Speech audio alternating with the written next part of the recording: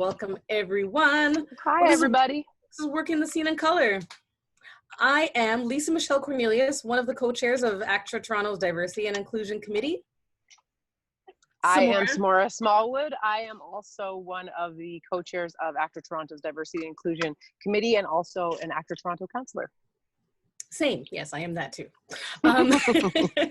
Would you like to read the land acknowledgement or would you like me to? Yes, let's do it. Toronto is in the Dish with One Spoon territory. The Dish with One Spoon is a treaty between the Anishinaabe, the Haudenosaunee, and the Mississaugas of the New Credit that bound them to protect what was originally and still is Indigenous territory in the name of friendship, peace, and unity. Bam! Nice. Thank you so much. All right, so we're going to get started. So Working the Scene in Color, what is it? It's a live script reading series that we often hold in person, but of course we cannot do that just yet. So this is our second time doing this event on Zoom. The first one was in April and May. It was a two-part thing and it went really well. So I hope you really enjoy yourselves on this one.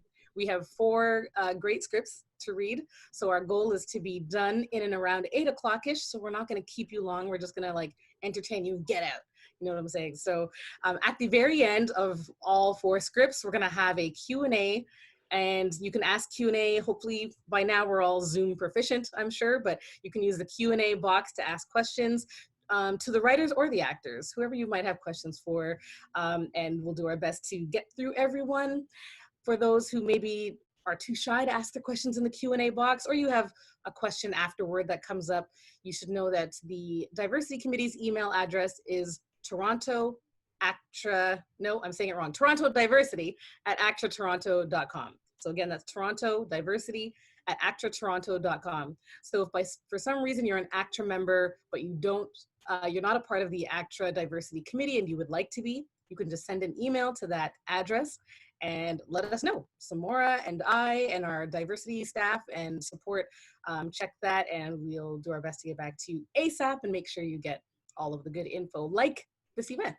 All right, so what are we gonna start with? I'm gonna first say thank you to our partners who helped organize this event, Lewis Taylor and Jessica Meya. They are excellent writers in their own right, but they also put this event together. They're the ones who call out the submissions for writers. They collect all the scripts. They read tons and tons and tons and tons of scripts before arriving at the decision that you're gonna see before you. So thank you, Lewis and Jessica, for carrying on this tradition, this long-standing event initiative with our committee, going on number 11. So even though this is the only second time we've been doing it on Zoom, this is the 11th WTSC over the last 4 years-ish? 4 years? Yeah, a long time. And a lot of great connections are made between the writers and actors. The whole purpose is to bridge the gap between emerging writers of color of all different stages. Sometimes we've done events where it's the writer's very first script. Other times it's been folks who've had lots of work produced, but all the same, it still gives the writers the opportunity to meet our professional, amazing, incredible ACTRA member performers. And it gives the performers the opportunity to meet some of these scripts and these stories and these writers without all the barriers that we typically have to go through before we even see a script, right? So anyway, without further ado, I'm gonna pass it off to our very awesome and capable committee members and performers who cast this event for us this time around and did an amazing job at it. Tony, Tran, and Bree Ali. Gagan Deep Singh also is a member and also helped to cast, but he couldn't be here this evening. But I'm going to hand it over to Bree and Tony to introduce the scripts as they come up. Thanks, Lisa Michelle. Oh, let's start with the first one. Richard Young is a South Asian Canadian screenwriter and actor. His writing credits include 16 Hudson, TVO, Maternal, CBC Reflections, and Sudden Master, Omni Rogers. He co-created the South Asian Canadian sitcom Can Do Attitude, which was a JFL Comedy Pro pitch finalist and a WGC Diversity Script of the Month selection. Richard's acting credits include Jet, Cinemax, Taken, NBC, Kim's Convenience, Netflix CBC, and Endlings, Hulu CBC. EXALT. In this alternate timeline, Eli Mass flourishes as an EXALT, those born with telekinetic powers who have become the insidious ruling class. But when a member of the non-powered resistance uncovers Eli's secret and blackmails him with it, Eli fights to stay alive while finding his soul along the way. Format, 1 hour science fiction thriller. And our readers will be Kwaku? Kwaku, sorry. So I'm Kwaku Adu-Poku. I will be reading the narration. Chris? Hi, I'm Chris James. I'm going to be reading Eli. Stephanie? I'm Stephanie Herrera, and I'm Mayor Chambers. Praneet? Hi, I'm Praneet Akilla, and I'm going to be reading for Roger. Tiffany?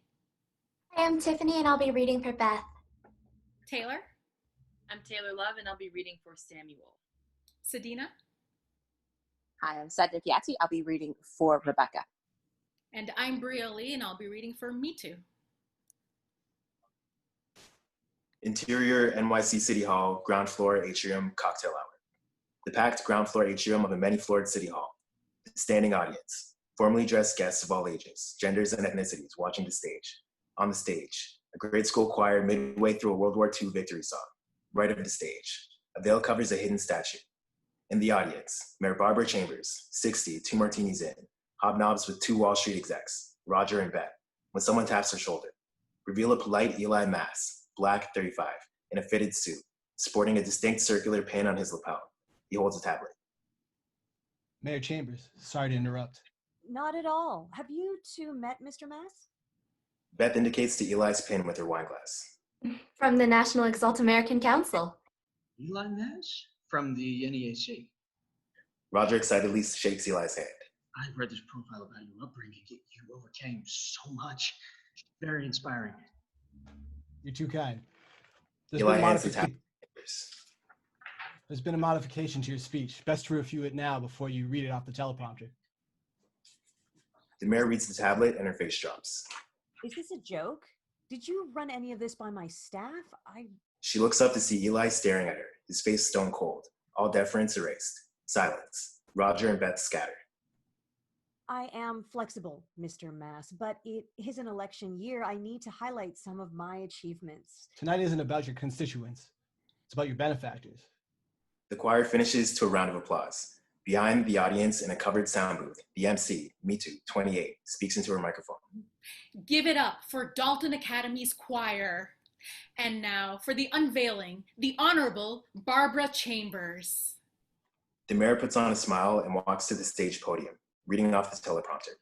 Thank you all for joining us in this celebration in memory of civil rights leader Major Franklin Brantford, as my grandson recently learned in kindergarten and recites to me over and over. In 1944, Major Brantford and his battalion turned the tide of World War II by crippling Nazi Germany's aircraft production. The mayor continues her speech. Eli looks on as a hand rests on his shoulder. Eli transforms into loving, kissing the hand that belongs to Rebecca Williams, blonde, blue-eyed Caucasian, 32, warm. As she holds a wine glass in one hand, Rebecca touches his tie with the other. I knew this would pop on you, although now I want to pop it off. The tie? The suit? Let's find a boardroom where we can be unprofessional in. After her speech. It's a great one. I barely made any suggestions. Oh, we'll see if my buzz lasts that long. Eli and Rebecca smirk, back to the mayor. We know that the 1950s were not kind to Major Brantford on the run from the same country he defended. But it was then 2 blocks away from this spot that he wrote his manifesto for the equal treatment of his EXALT brethren. And 75 years later, those once oppressed have become welcomed as oppressors. An angry man, Samuel, late 30s, yells from the middle of the audience as the crowd looks on awkwardly. Sir, there's no room for prejudice tonight. Sellout, handing your leash to exiles while we proles suffer? Eli nods to a security guard number 1. Guard number 1 nods to other guards, who all go to pull Samuel out. Get off of me, Judas! Samuel takes a swing at one of the guards, and they slam Sam to the ground, hard. The audience gasps, unused to this brutality. Rebecca regards Samuel like a madman. He's not helping his cause. There's a time and place. Now he looks like a lunatic starved for attention. Attention? Eli scans the atrium. Everyone's so focused on Samuel that no one sees the MC, Me Too, at her booth, reaching under her audio console. She pulls out a rifle, aiming it at the mayor.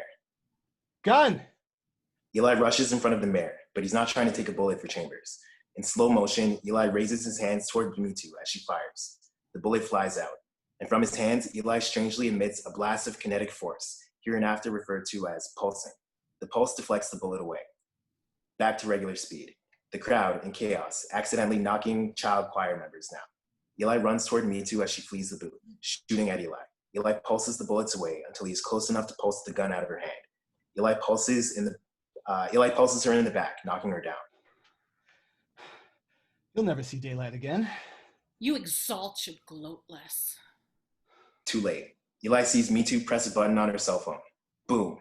A blast from the building's third floor cracks the walls and shatters the windows, bringing in a strong wind. Beat.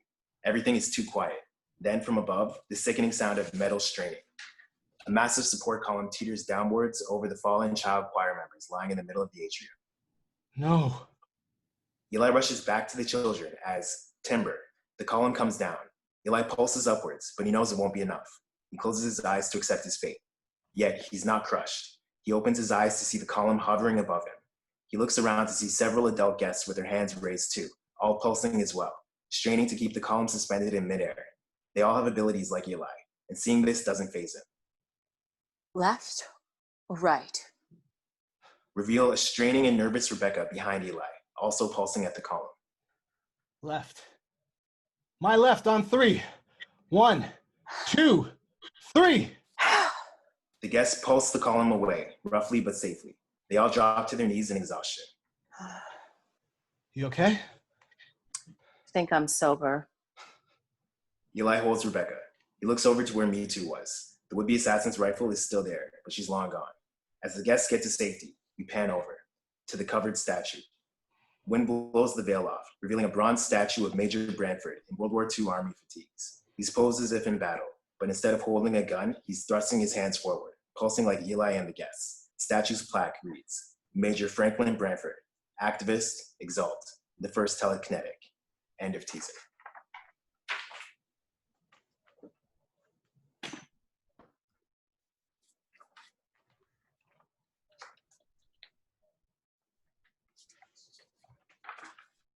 Great job, everyone. So next I'm going to introduce the next amazing piece by Jennifer Irons. So Jennifer is a writer, producer, and story editor who studies screenwriting in Hollywood, California. She has received several writing awards and was recently staffed on a 1-hour CBC-NBC Universal co-production. That's fancy, okay. Jennifer has written and produced several shorts, and with her most recent screening at the 2019 Toronto Black Film Festival. When a poor Bronx teenager decides to pursue a better life across the Harlem Bridge in wealthy Manhattan, he faces many obstacles, the biggest being self-sabotage. So I'm going to ask the actors right now to introduce themselves and their characters. Praneet. Hi, I'm Praneet Akilla, and I'm going to be the narrator. Kwaku. Kwaku Adu-Poku, I'm playing John Jr. Chris. My name is Chris James, and I'm playing D. Taylor. My name is Taylor Love, and I'm playing Pamela. Sedna. My name is Sedina Fiati, and I'm playing Trisha. So this scene happens 3 days after Dee's high school graduation. This is Jennifer Irons' Park Avenue Bridge. Take it away, narrator. Setting, South Bronx, New York's high-rise project buildings. It's the poorest district in America. Right across the bridge over the Harlem River is Manhattan, where a set of different high-rise buildings are. The ones with the richest district in America. We're inside John Jr. and Dee's Bronx apartment as they eat dinner. It might take me a little bit longer to find a job than I thought. So you might want to talk to Rolo, see if he can get you on down at the McDonald's. Dee shoots John Jr. a look. I know it ain't what you was expecting, but until I find a job, you have to earn your keep. It's all right, Pops. I actually want to holler at you about that. A loud knock on the door interrupts them. Nobody but Rolo knocking that hard. Dee gets up to answer the door. Another bang. Stop banging on my door, Rolo.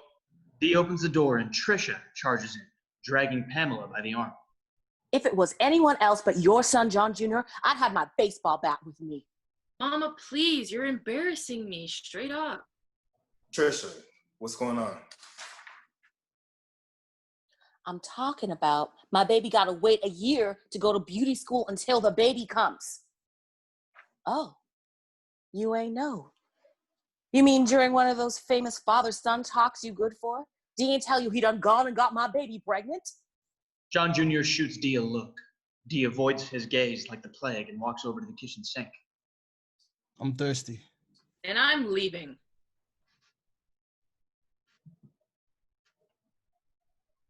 Don't cry, Pamela. Everything's gonna be all right. Trisha, look, you got every right to be here, and I'm glad you came.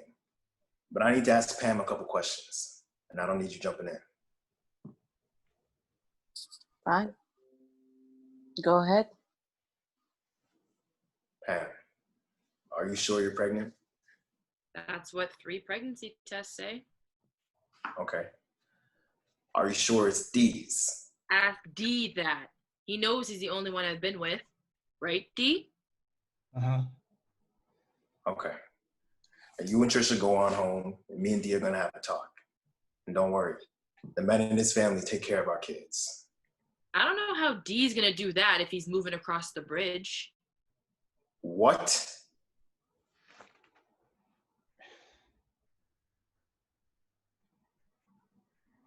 Pops, I was trying to tell you before they knocked on the door. Pam, Trisha, I need to talk to my son. Out. They leave. Just hear me out, Pops. I'm going across the bridge to make something of myself, then coming back for the baby. Well, that explains the gun I see bulging in your back. Got yourself some protection for over the bridge, because you know what happened to folk that look like you over there. It ain't what you think, Pops. You ain't got no business going over that bridge into Manhattan. No business? Says who? Says you needing a gun for protection after you get there. See, that ain't even what the gun is for. Oh, so now you just carry a gun just because? Nah, it's for me to get some money so I can go over. I'm gonna rob the block. What did you just say? Wait a minute. Is that why you've been around here watching all those gangster movies? I'm a gangster. Yeah, I'm a big-time gangster. Don't make fun of me. Let me run your brilliant plan back. Make sure I got it. In the past 72 hours, you done graduated high school, become a father, decided you're gonna brave the new world across the bridge, but not before becoming a drug dealer stick-up man? Did I get it? No, Pops, you don't get it. And you know what? You ain't got to. This is my life. Just because you don't think I'm good enough. Don't come at me with that. Ain't nobody said you wasn't good enough. You saying it without saying it. Mama always said, God ain't got no favorites, and it's my God-given right to pursue more. So just like the next man, I can live across the bridge if I want to. So now you're a man. A better man than you. Ain't that what you always say? Or is that just all talk? Give me the gun, D. Come on, give me the gun. Nah. DeAndre John Wilson, give me that gun. I'm not giving you nothing. John Jr. goes to D and tries to take the gun. A tussle ensues. Eventually, D punches John Jr. in the face. A split-second reflex, and John Jr. punches D back. D hits the floor. John Jr. bends down, removes the gun from D's back, and tucks it in his own. D gets up, goes to the front door. John Jr. calls out. I couldn't let you go through with what you was planning, son. I hope you know why. It don't matter, because ain't nothing you can do to stop me. Plenty more guns where that one came from. D exits and slams the door. End of scene. Thank you so much. That was amazing. So on to our next scene. Christopher Yip is an award-winning writer and director based in Toronto, Canada. Chris's films tackle themes of sexual repression, fractured identity, and longing for home through a distinct diasporic lens. Fishboy is a coming-of-age drama/horror story about 10-year-old Patrick Young. When Patrick's sexual awakening manifests in monstrous changes in his body, he's forced to confront his sexuality and find love and acceptance outside of his conservative Chinese Christian family. A quick synopsis of the scene we'll be seeing. Strange visions and weird growths begin to grow on 10-year-old Patrick's body after he realizes he has a crush on his Sunday school teacher, Brian.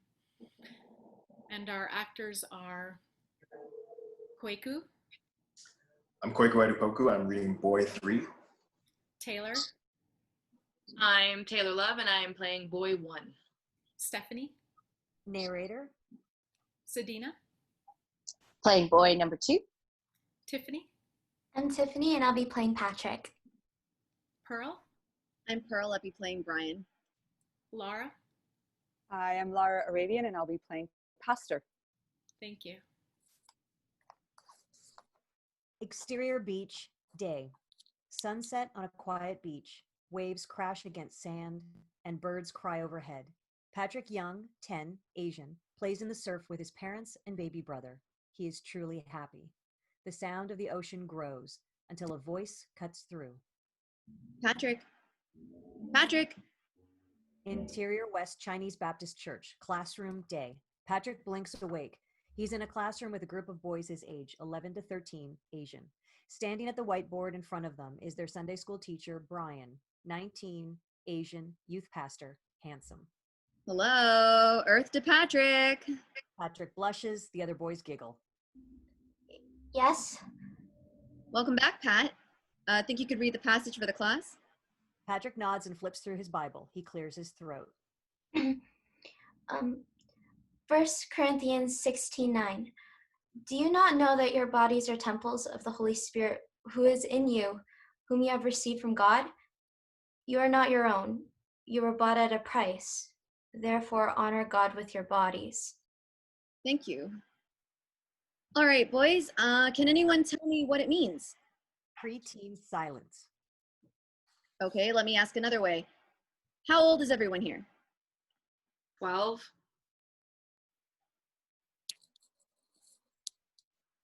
12. 10. Now, has anyone noticed some changes in their bodies? Points below the waist. I won't beat around the bush. I mean, have you noticed anything here? Points or up here? The boys snort back laughter. Patrick's get hot.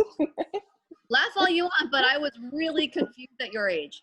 I mean, my parents never gave me the talk, but all the answers I needed were here in the good book.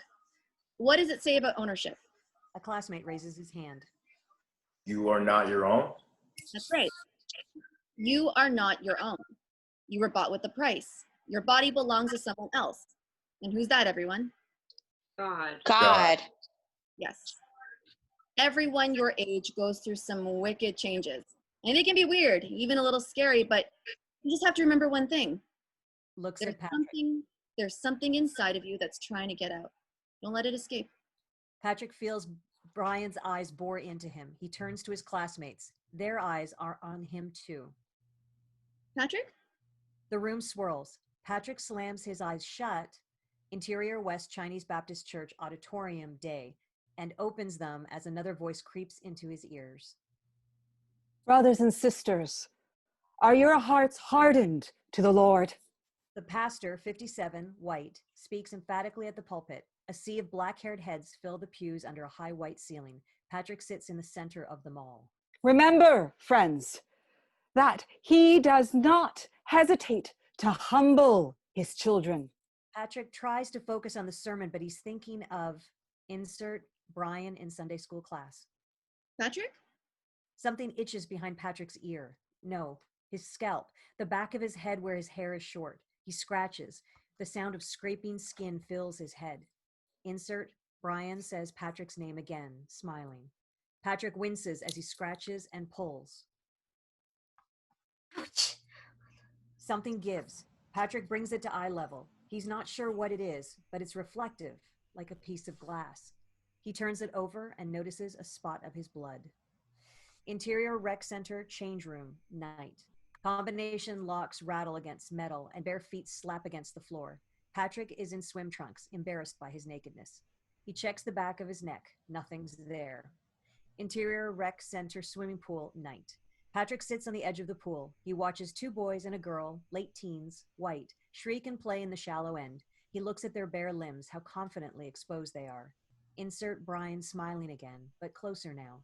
Patrick shakes his head, pulls his goggles on, and splash. He plunges into the swimming lane. Patrick pushes water with his hands, kicks with his feet, sneaks breaths of air, stroke, stroke. He picks up the pace, going faster and faster, but insert. All he sees are Brian's lips. Patrick empties the air in his lungs into the water. He stops kicking and emerges. Exterior beach, day, into a blood orange sky. Shocked, he looks around and sees his parents, his younger brother, and his pastor standing there with him. They're all wearing baptismal robes. Brothers and sisters, we must allow ourselves to be cleansed by our Heavenly Father. Patrick's parents drape a white robe over his naked body. His brother takes his hand. He will make us a new creation. The water around Patrick turns red. Blood seeps into his robe. Horrified, Patrick tries to escape, but his family grabs his arms, stopping him. But first, we must raise our sinful bodies and wash with the waters of Christ. Stop! Let me go! Let me... Patrick stops as he sees a figure appear. It's Brian. His fear melts away and he smiles. Brian cups his hand behind Patrick's head, leans him back into the water. Ready, Patrick? Patrick nods. Brian smiles and shoves him in. Patrick chokes, swallowing water. He tries to break free, but Brian's hands hold him below the surface. There's something inside of you that's trying to get out. Don't let it escape. Patrick screams. Interior rec center swimming pool night, and comes up out of the water panting. Patrick wades over to the shallow end and catches his breath. The itch starts again. Patrick reaches behind his head and grimaces as he pulls it free. He can see what it is now, a scale. Frightened, Patrick drops it in the water. You are not your own. You are bought at a price. Therefore, honor God with your bodies. The scale making ripples in his reflection. For a split second, Patrick sees something in his reflection he doesn't recognize. Something inhuman. End.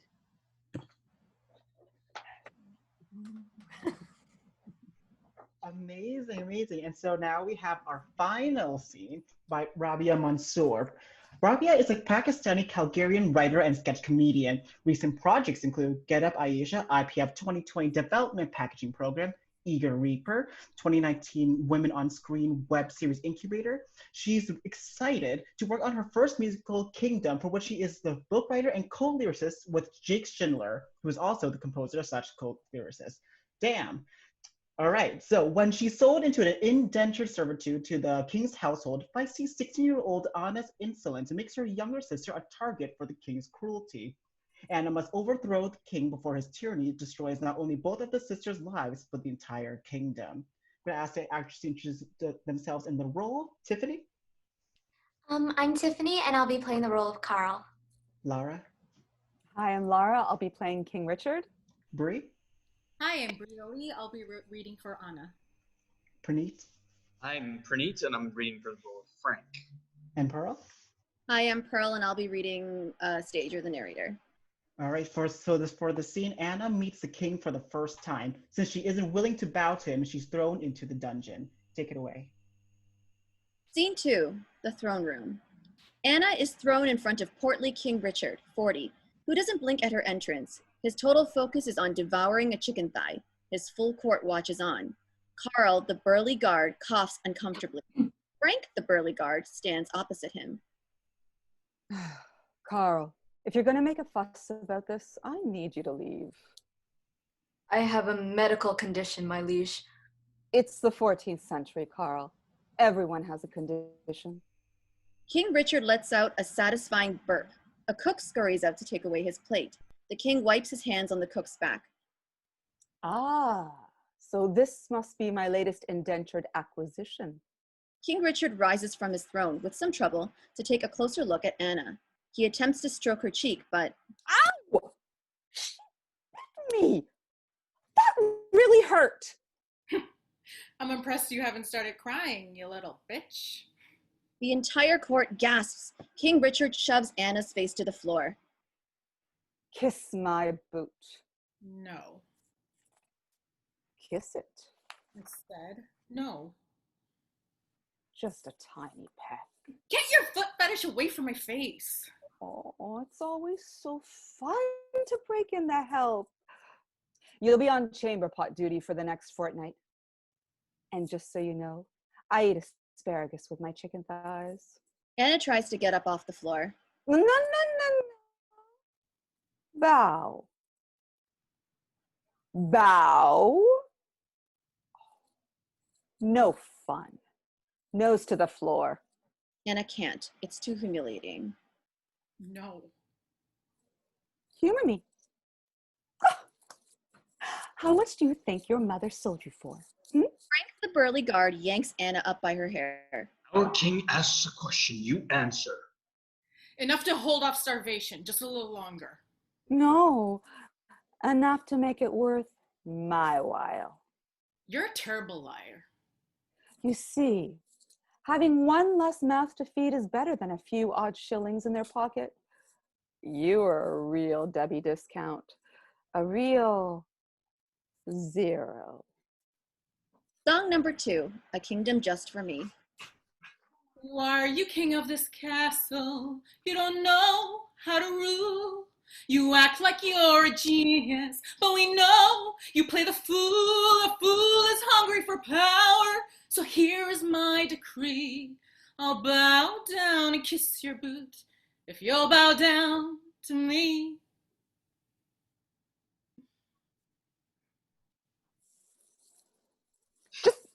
Throw her in the dungeon. The guards grab Anna and drag her off to the dungeon. If I was king of this castle, I know how I would reign. I'd talk to all the peasants here. I'd understand their pain. My nation would be strong, but just, where everyone is free. I'll build a kingdom with my own castle, a kingdom just for me. If I was king of this castle, I know what I would do. I'd open up the drawbridge and let everyone come through. I'd slay the great white dragon on the hill over the sea. A kingdom without rules or dungeons, a kingdom just for me. If I was queen of this castle, no one would let me fly. A bird locked in a gilded cage, cargo some guy could buy. A king bows down to no one else, never dies on his knees. I'll build a kingdom with my own castle, where my mom can't sell me. If I was king of this castle, just see who I'd become. No servants would exist and everyone wipes their own bum. I'd end each busy evening with a nice warm cup of tea. Oh, I'd read a book without repercussions, a kitchen filled with food in ovens, a kingdom without fools or dungeons. A kingdom all for me.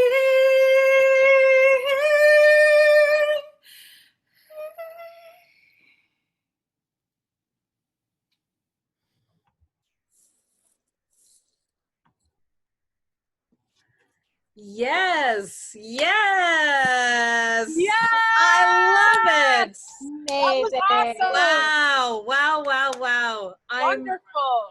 This is my favorite WTSC ever. No shade to any of the other ones. Oh, Killer talent wow, here. Wonderful. Wonderful acting, you guys. Wonderful singing, Bree. Woo. You guys kicked it. Absolutely. Kicked it. Wow. Thank you to the writers and all the actors, man. You guys came through. Indeed, indeed. So that was all 4 scripts. Thank you, everyone. A big round of applause for Richard Young for his EXALT script, Jennifer Irons for Park Avenue Bridge, Christopher Yip for Fish Boy, and Rabiya Mansoor for Kingdom. Woo! And before we end, like I said, I want to first have all the actors once more say who you are and like your social media handle if you can. And then we also want to hear from Lewis Taylor and Jessica Meya, who are the Working the Scene in Color / WTSC organizers who work with the Diversity and Inclusion Committee co-chairs myself and Samora and all of our wonderful committee to put this together. But first, let's start with the actors introducing themselves one at a time. Tiffany. Hi, I'm Tiffany. I've been acting since I was 10 years old, and you can find me at my Instagram, which is at Tiffy Elefano, TIFFYELEFANO. Thank you. Lara. Hi, everyone. I'm Lara Arabian. It's so lovely to have done that all with you. You can find me on Instagram. I just joined it. This whole world is new for me, so come join me at lara.arabian. Sweet, you got my follow, Lara. Bree. Hi. The illustrious Bree. Hi, I'm Bree Ali. I'm an actor, singer, and improviser, and you can find me on Instagram at bree.ali. Sweet. Pearl. Hi, I'm Pearl. Thank you so much, everyone, for including me in this. This is amazing. You can find me on Instagram at Pearl Sunho. Sweet. Tony. Oh, that's you. Sorry, I was not expecting. Hi, my name is Tony Tran. I am an actor, writer, and I might be kind of into directing these days. And you can find me at Tony Nominee. And if I'm not mistaken, you've had a script read for WTSC as I well have. yourself, have you? I Haven't have. you? Awesome. Stephanie. Hello, I'm doing this brilliant thing that people are doing, changing my name. There you go. Yeah, so my handle on Instagram is comedian Stephanie Herrera. Would love you all to join for some laughs. Excellent. Chris. Hi, I'm Chris James, actor, stage combat teacher, fight coordinator, and you can find me on social media at SiegeTO. Sweet. Kwaku. Hey, I'm Kwaku Adu-Poku. Thank you everyone so much. This was incredible. My Instagram is my first initial and my last name, so K Adu-Poku, but there's no hyphen. Thank you. Cool. Rabiya. Oh, sorry. We'll talk to the writers after. Taylor. Hi, I'm Taylor Love. I've been acting since I was 5, and I've been an actor member since I was like 7. You can find me on Instagram, TLove, TLOVVVV, 4 V's, because Love is the last name. TLove on Instagram. Nice. Sedina. Hello, I'm Sedina. You can find me on Instagram at BWheelsHeels and Twitter, both the same, BWheelsHeels. Sweet. Angelica, our wonderful, another executive liaison and diversity committee member, counselor, etc. But I'll let you say what you'd like to say. Oh, you're muted, or at least I can't hear you. No, am I I muted? can hear you. No, Okay. I can hear you now. I just wanted to say thank you. This is an amazing way to spend a Friday. Our chairs, the organizers, all of you are fantastic. Thank you so much for this fantastic evening. I love it. Thanks for being here. Richard Young, who's an actor, but he was a writer today, and also our executive liaison and a number of other things. But go ahead and introduce yourself. Hello. I have nothing else to say except for the fact that this is just such a fantastic group of writers, organizers, and actors. It's amazing. And all these people who are attending, thank you so much for attending, and thank you for showing how awesome, not just representation matters. Representation is fucking smart and talented, and you can see it all here with all these people. So thank you so much. Sorry for swearing. I take it back. I don't really, but professionally I do. I have a secret potty mouth, so I'm fine. Praneet. Hello, yes. I'm Praneet Akilla. I'm an actor who's slowly getting into writing and producing as the years go by. Thank you all so much for this initiative. It was so lovely to do this with you all. And my Instagram and Twitter handle is at @P_Akilla. Thank you. Sweet. Samora, my co-chair, my counselor buddy, my pretty much live-in partner, considering how many things we're doing. Go for it. Thank you so much for everyone. Your wonderful work, talented performers. Good things are coming your way. And thank you so much for everyone who tuned in to watch and support us, because like Richard said, not only does representation matter, it's awesome, it's amazing, it's great stories. It's showing us sides of our culture and our community that don't get enough representation on screen, but that is changing. So thank you so very much for dedicating time to come tonight, to participate, to write. And those of you who are watching, if you have an idea, start writing. I believe in you, and thank you so much for coming. Sweet. We could barely hear you because it sounds like you're in a convertible. We'll talk about why I'm jealous about that later. And now let's hear from Louis and Jessica. Please inform everybody about you, yourselves, and working the scene in color. You go first. How dare you? All right. Am I going first?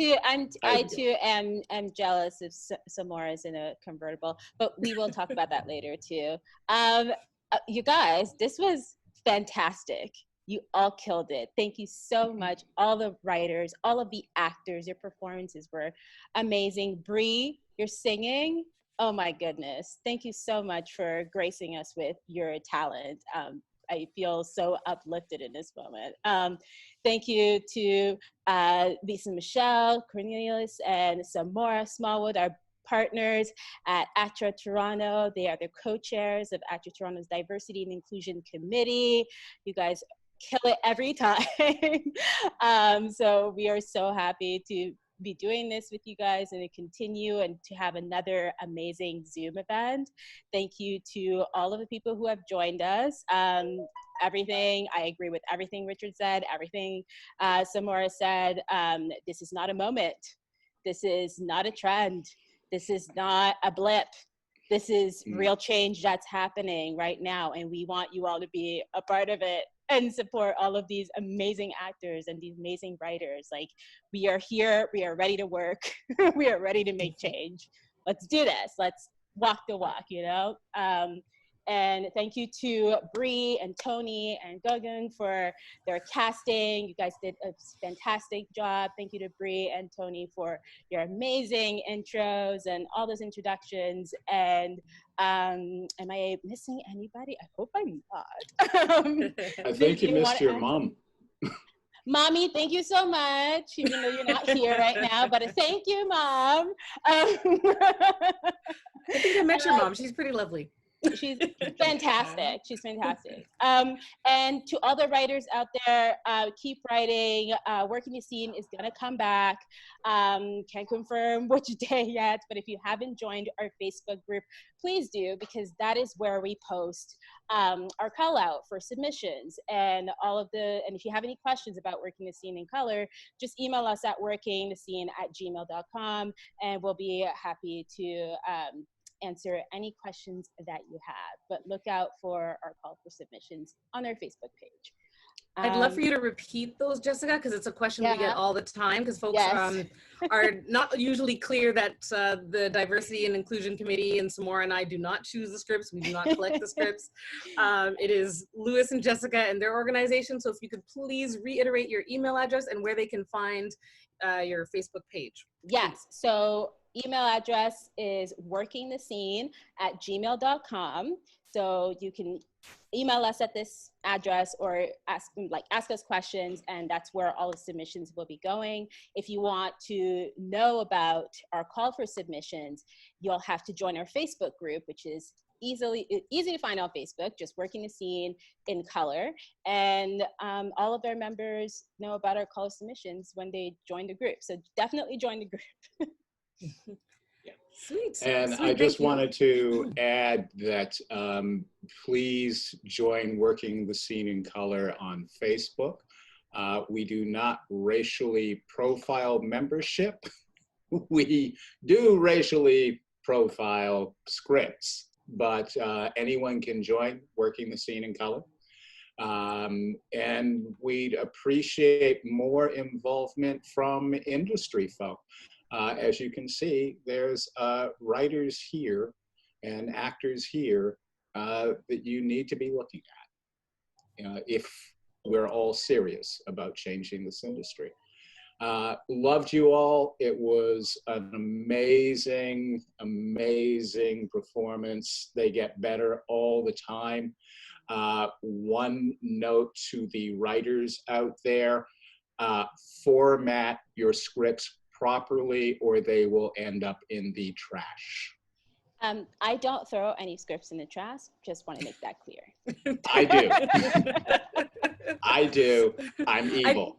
Well, to be fair, I think it's a fair point, though, that you know, you may not always be submitting your script to as something as welcoming as the ACTRA Toronto initiative that we do with Working the Scene in Color. So it's good practice in general if you are an up-and-coming writer to seek out the resources out there. I know that sometimes the script writing programs are not cheap, but I'm hearing things like that there's more and more access to that. So I personally am not a script writer, so Jessica and Lewis would be the people to get in touch with if you have questions about that via the email that Jessica stated, workingthescene@gmail.com, I believe you said. That's right. You can also contact us at on our Facebook page as well. Yes. That as well. Okay, I want to get, there's not very many questions. A lot of it is people just Lisa, saying how amazing that it was. Yes? One other thing when it comes to formatting is that, you know, I know we talked about like software can be expensive, which yes, there are free alternatives. And there's also when we talk, I think what Lewis and Jessica, please correct me if I'm wrong, we're talking about formatting. So make sure you understand what the formatting is for scripts. And it's not just to make it look professional, but to be honest, when you have actors reading a script, we're all used to reading a script a particular way. Also, the people who are reading your script and evaluating your script, they're used to pick their format. So when it's formatted properly, it does not, regardless of the actual content, it all of a sudden makes you look professional, as opposed to people, we want to make sure your story is being communicated well. And so if it's the proper format, then people aren't going to disqualify it. And then as an actor, because I'm used to reading scripts a particular way, I can actually bring your script to life better. We all can bring our script to life better, your script better, if it is formatted. So really understand that it's not difficult to look up how scripts are formatted and make sure you're adjusting it. It's going to help your story and make sure that people can realize your vision to what you want it to be. I have one more thing to add to that, and that is that the script is the Bible for production. Everything comes out of the script. You talk to every department through pre-prod, through production, through post-production. It is all on your script, and coherency is absolutely necessary. Fair, yeah, I fair think, point. I'm going to share on our Facebook group. There's this great link. It's my favorite link. I know some people know about it. It's kind of like a Google TV, Google site. Anyway, bunch of scripts on there from shows that are on the air to no longer on the air. It's like my favorite resource. It's the best place to go just to read a ton of scripts. So I will share that on our Facebook group. And BIPOC and Inc. Canada, please follow both of those organizations. Yes. BIPOC Film and TV, for those who are BIPOC Film and unfamiliar. TV. And in Canada, thank you to Karen Walton for supporting us like since day one. Janet, Karen, you guys know. Y'all know who you are. Yeah. Amazing. Okay, we're at 7:53. I'm just going to get to, like I said, there's really not many questions because a lot of it is just accolades for all you talented folks. So Anne Thornley Brown asks, when is the deadline for submitting for the next one? We don't have, we never usually have the second one planned while this is happening. So unfortunately, there's no date. But that being said, there's always another one. As mentioned, we are on number 11. So if you are a writer, the scripts will go through Working the Scene in Color, as we just discussed. And once we get those from Lewis and Jessica, the final ones that are being chosen, then it comes to the diversity committee. And then we put out a call for actor submissions, casting submissions, which we did this time. This time we did it through our Instagram, through our Facebook, and at the last diversity and inclusion meeting. So if you can make it to the meetings, we don't have them very often either. So, and now hopefully it's more accessible to a lot of folks. We have been having larger turnout as well, which is great. You know, there's some good things that happened during this current time. So yes, if you could come out to the meetings, that's where you'll find a breadth of the information, but through our social media channels, and we often email things out as well whenever we can. So Janet McLean says, yet another great evening. My only complaint is it was too short. I kind of feel that way too. The singing was a special treat. Brilliant, everyone. Thanks, Jessica, Lou, Lisa, Michelle, Samora, and everyone at Working the Scene. Yes, I was going to say that too. At the end of each scene, I felt myself, which is a testament to how good they were, I felt myself holding my breath. Was I the only one? Like, where I was like, okay, what? Oh, damn, that was the end. And I've read them already, so I knew it was the end, but I was caught up in your really great performances. Everyone on this event did really, really great. Someone says Fish Boy was a really cool read. Can you post the IG handles on Facebook? So I won't put that on to Jessica and Lewis. I'd say for the writers and the actors, if you're on Facebook, just go ahead and add yourselves, first of all, to the Working the Scene in Color group. And if you are an actor and you're not already following us on ACTRA Diversity on Facebook, do that as well. And definitely people will be looking after this. They always do. There's always someone who's looking for someone who was performing at one of these events. So just throw up your handle, be like, hey, it was fun, and whatever else you want to write, and then they'll have a way to contact you as well. For Richard Young, what was your inspiration? This is Jocelyn Zuko. Hi, Jocelyn. For Richard Young, what was your inspiration to want to bring this story to the world? I'll unmute it. So I love superhero stuff. I'm a huge superhero fan, but then I realized, like, deep down, like, if they were really superheroes, they wouldn't be like superheroes and they wouldn't be dictators. Like, basically they'd be the 1%. Like, I realized that when we like heroes, it's like, we're always, I think about like, you know, be it Luke Skywalker, Superman, or Moses. I know Superman is very related to Moses, is that we have, like, you know, a common person who is like a superhero who came from the masses, but no, they already had privilege. And so I really wanted to talk about, like, what was going on, and that if this happened, that would they end up being the 1%. And so the secret with Eli in this one is that what the secret that he's found out with is that when he gets captured by a terrorist group, one of the people there, they secretly uncover that he's actually been faking his powers. So he's basically been like a traitor to his EXALT brethren and stuff. And so now that terrorist person is now going to blackmail him, so he has to be a mole in that organization. And then from there, he's also going to redeem himself and redeem, like, his idea of, like, who he is. So I'm using from EXALT and trolls, like, different, you know, races to an extent. And so what does it mean when I wanted to really just talk about using superpowers as a metaphor for class and privilege. I think that was a really interesting take for me, because when I think of superheroes and all the superhero iterations we've seen, they're usually oppressed. Like, they usually have to hide their powers at the risk of being captured, or, you know, like even all the way down to the Incredibles. Like, I have a 5-year-old, sorry. But, you know, how the superheroes had to hide their powers, and then all the way up to X-Men, and, like, it was, like, taboo. So I thought that was an interesting take, that in EXALT, it seemed to be like a flipping of the script, so to speak, that this was actually the ruling class. I thought that was very unique, very interesting.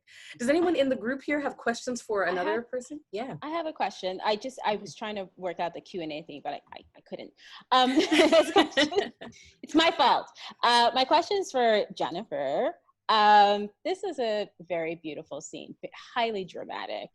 And what I liked about it is that I can feel the pain from both sides. I get John Jr.'s frustration with his child, and I get that John Jr.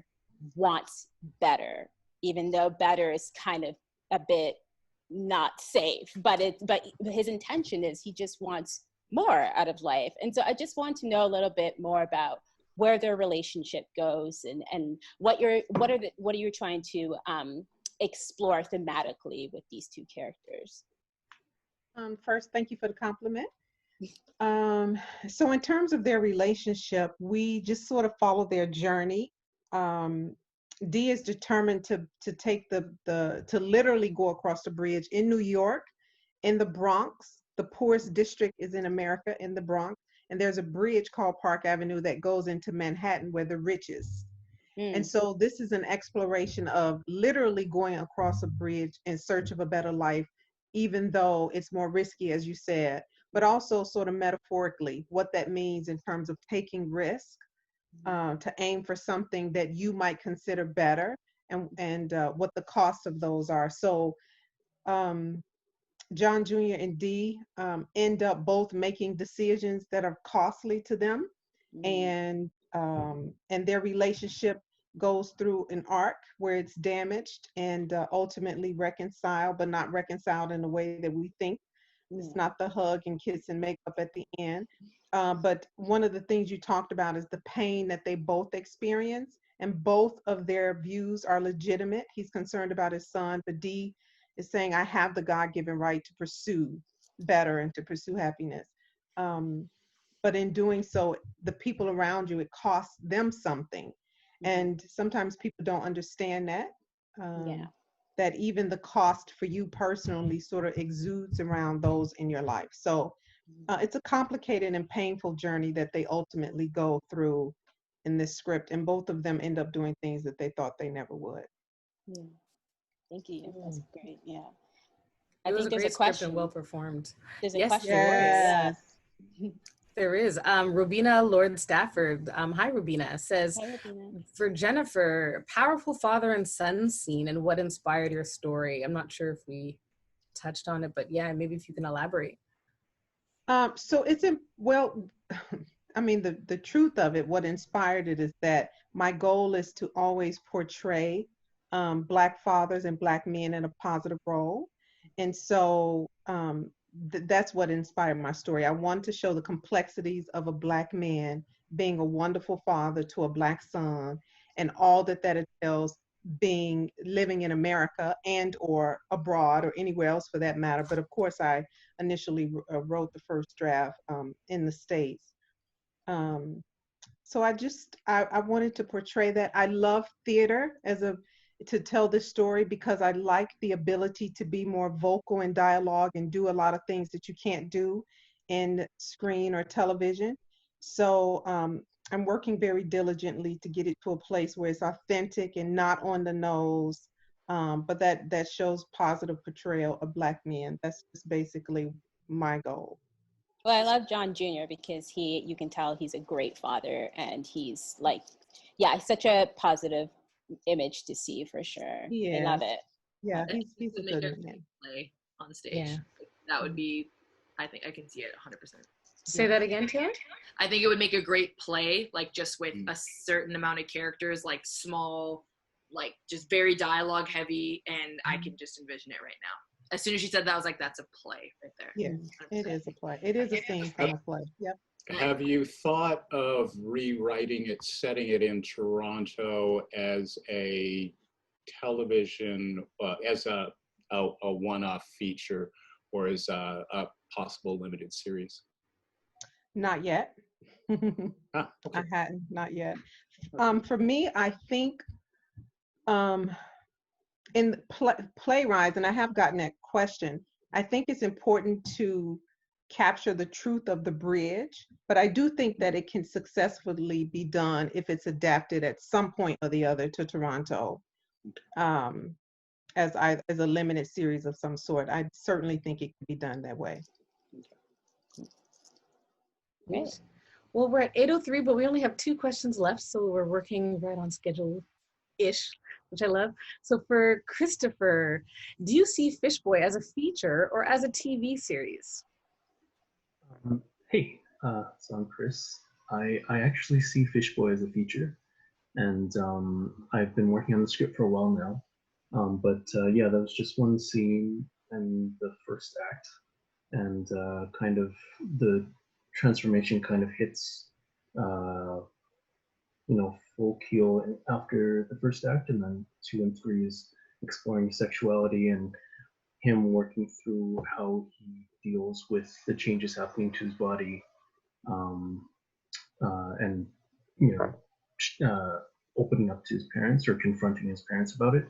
And but yeah, it is a feature, and I do hope to direct it too one day. So I'm working on both. You hope to direct it as well? Yeah. That's it. Nice. Directing still scares me. Maybe down the road. Maybe in another decade. Another question for you while we have you on the mic. Someone asked, where did the idea come from to blend a coming-of-age story with horror thriller features? And how do you balance your 2 themes without losing the other? That's a really good question. Yeah. So I guess it came a lot from just the pressures that I grew up with. I grew up in Edmonton, which is very white and also very conservative Christian. And when I was going through puberty myself, there was a lot of fear of my body. So it is based on my own childhood. In particular, just as I started seeing people as sexual beings, it was a lot of fear of just there is a monster inside trying to get out, and I just didn't know what to do about it or who to talk to. And I think that I really wanted to break down the homophobia and also the very, very strong gender roles in the Asian community. And I want to talk about it because, very staunch, very rigid. But I think it's about time we have a conversation. Yeah, no, the best stories come from the things you know what I mean? So it sounds like you're writing from something that is personal to you. So best I of just luck want to. on the journey. I just want to add, everyone's scripts were beautifully written. With Chris, that was very terrifying and so gorgeous and beautifully visual. And I'm just, a fan. So make the film soon. If we have producers here, let's, give some money to Chris and make this happen. Yeah, money. Give us all money if anybody's watching with money. Can I add, Rabiya, I'm blown away at the range of your writing. You were on for I believe the last Working the Scene. We chose one of your scripts that was completely different. Am I getting this right? Or I think that might have been another Rabiya, Yeah. No, Okay. I think this is old man your moment. first. Yes. Yeah. Definitely an old man moment. An old man moment. Yeah. That's not all very day. nice. But well, it was brilliant. It was brilliant. There are two questions for Rabiya, and these are the last questions that we have. So for Rabiya, what inspired you to tell this story with a musical element? Definitely a question I had.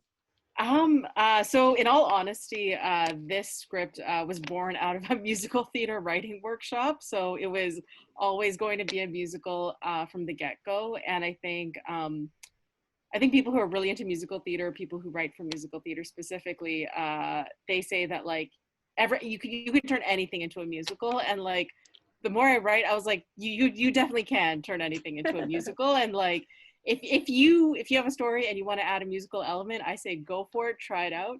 You never know. Yeah.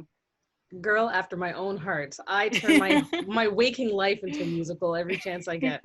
I love it. And everything was well performed by everyone, but I have a soft spot for musicals, so I'm fangirling over here for sure. It was amazing. This is the first musical that we've done, so. Yeah. Or the second musical. Was it the second? I definitely wasn't around for the first. Yeah, I think the first was like very early on, but this is like the longest song that we got to hear. Anyways. And given that it was like reading and short form at that, like one scene and in conjunction with so many other scenes, I had no idea how this was going to go. So I'm so grateful for like the work that you would have done with Bree behind the scenes, but into getting here. Because I was like, well, what melody is she gonna choose? It's just words on a paper. It's not like what is gonna happen here? And both of you did the work to make it as beautiful as it was. So thank you for that. Anyways, thank you. Before we, sorry, were you gonna say something? I don't want to cut you. No, I was just gonna give another shout out to Bree. Like I think she really did an amazing job, and I think like I threw her like two very different melodies with some of the lyrics were changed, and she like took it in stride so well. So thanks again. Phenomenal. I'm just amazing that I got to work with your words, Rabiya. It's a really fun script. It is. I want to thank all of the actors once again, all of the writers, Louis, Jessica, and definitely definitely not least, I should say, is Alistair Hepburn, who is the ACTRA Toronto Director for Film, TV, and Digital. He is our staff liaison for this committee. And he's also had a huge hand in the COVID shooting protocols that you see that have been rolled out so that we can work, especially with CERB ending. I'm really happy to see with CERB ending auditions moving up and happening. And that can happen only because of all the time and care that a number of people, including Alistair, put in like heavy duty work to make sure that we could do that. So we could get on set and stay safe at the same time. So I give him a hard time, but he's honestly the best thing at ACTRA. Hands up for Alistair. Thank you. Thank you, Alistair. Thank you so much. And thank you, everyone. Our email address again for the Diversity and Inclusion Committee is torontodiversity@actratoronto.com. For Working the Scene, their email address is workingthescene@gmail.com. I guess that's all. Definitely follow us on all the platforms to hear about the next one. There is no date as yet for the next one, but as mentioned, they're ongoing and they'll never ever stop. So we'd love to see you either as a performer, if you're an actor performer, or as a writer. Submit those scripts when you get the call out. All right, everyone have a good night. 8:10, we didn't do too badly. Have a good night, everyone. Have a great night. Take care. Thanks to all the actors. Bye. Bye-bye. Bye. Actors. Bye.